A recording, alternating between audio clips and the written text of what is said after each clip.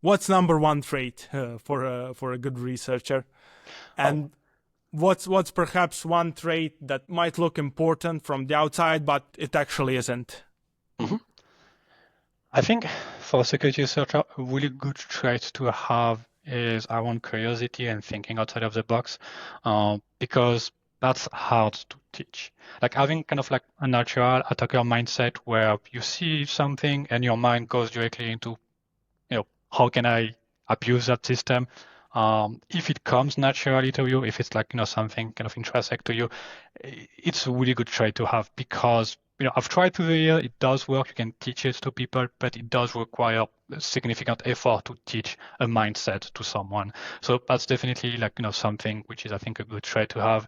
On the technical side, you can learn. There's a lot of things you can learn if you are curious, if you want to learn, if you want to push yourself. But if you have that as a natural kind of trait, things are just easier.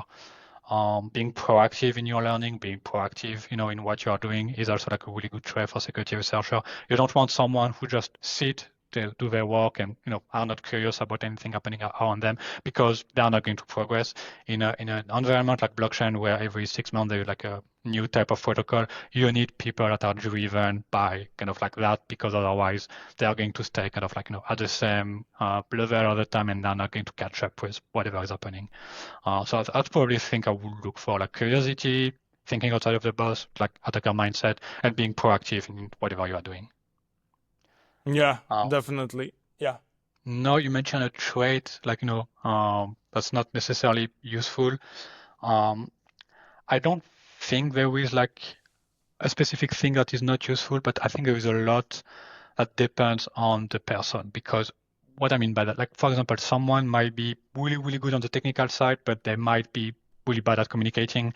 And that's okay because you can teach people how to communicate better. You can teach how to, write a report, how to interact with a client, as long as they want it, right? But that's something you can teach.